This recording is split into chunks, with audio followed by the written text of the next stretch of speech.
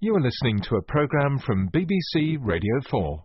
The novelist and columnist Anne Atkins. Good morning. Good morning, Michelle.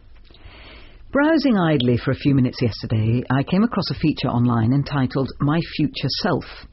Over a dozen young girls were asked what they want to do when they grow up. Then each designed her own photo shoot, posing as the person she wants to become. Ever since we studied the solar system in primary school, says the first, I would imagine myself up in the sky discovering new things. Like her, our own daughter is 12, and yet I don't think anyone's put her on the spot and asked her what she wants to be. Why should we? She has all the time in the world and lives in a country at peace, with food, clothing and shelter, education and security. Whereas these young girls have, in the understatement of the article, directly experienced conflict. They are Syrians, refugees in the north of Jordan. Many people told me a girl can't become an astronaut, Hajar continues. Like most of them, she wears the hijab, but her arms are crossed, her feet splayed, and her smile supremely assured in her borrowed astronaut suit. Her future self will tell young girls with aspirations to not be afraid, to be confident and know where you want to go. Teacher, police officer, surgeon, photographer. What is so very moving is the vibrant hope.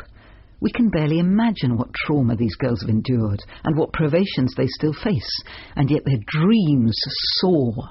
Hope, the privilege of the young. When we were going through a tough time a decade ago, what kept my husband going was our toddler daughter's smile. She ignored all our troubles, blithely trusting each new day to deliver goodness and joy. Hope. Much misunderstood as irrational or even lazy, merely buying a lottery ticket and crossing your fingers. Also maligned and neglected. Be realistic. Don't get your hopes up. Manage your expectations. Hope. Sometimes the choice of the very old. Yesterday was Candlemas, when candles were traditionally placed in windows as the hope of light in the dead of the year. We remember Mary and Joseph visiting the temple with their firstborn child, and two people with historic hope. The prophet Anna, 84, never leaving the temple as she waited for the salvation of Jerusalem. And Simeon promised he would see the hope of Israel before he died. This tiny baby was placed in his arms, and he said, "Now, Lord, I can go in peace. This is the light to lighten the world." To many, the Christian hope in the future seems founded on something pretty unlikely. And how likely is it, on the face of it, that Hajar will become an astronaut, Fatima an architect, Noor a lawyer? But there are two things we can say for sure about Hajar's aspiration. First, it's not impossible, is it? Who dares say she cannot reach the sky?